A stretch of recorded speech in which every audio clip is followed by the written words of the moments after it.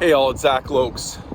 So here's the top items that I would include in new developments in order to make these emerging communities more habitable for humans, especially with an eye for edible biodiversity.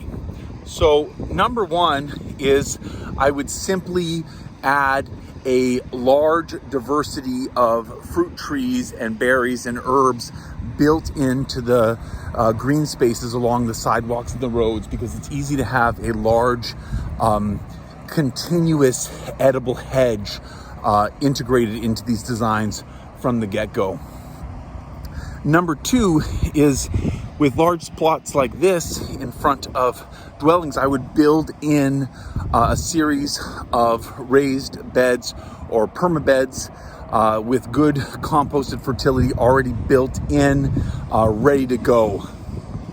Number three is I would have irrigation built in to the entire utility substructure of the community, with regular outlets for hooking up irrigation along the edible hedges that I talked about, irrigation coming out for the garden plots like I talked about in the front yard and even in the backyard, frost hydrants, well positioned for future water needs.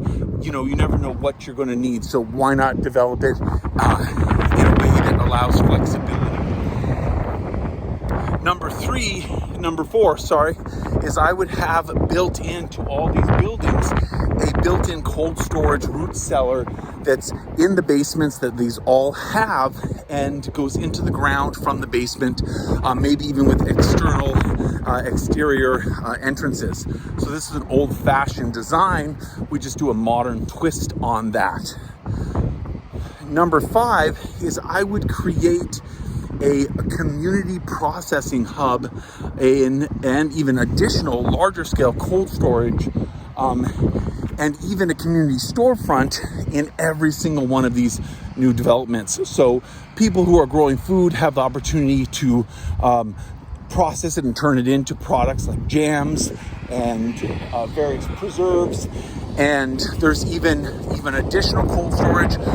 If there's bulk purchasing in the community, you could even have cold lockers within the community if you're bulk purchasing from local farms, and even a storefront. So if you're overproducing in your own particular yard, there's opportunities to have facilitated community food exchange and sale.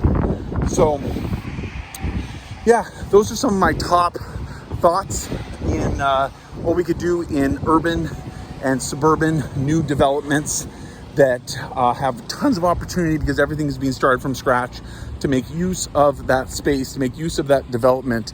I think it's important to keep in mind that when people have, their work boots on the ground and the trucks in the area and the labor and money and investment, it's actually not that much more to set these communities up for food production, food storage, and food processing. So let me know what you think in the comments below.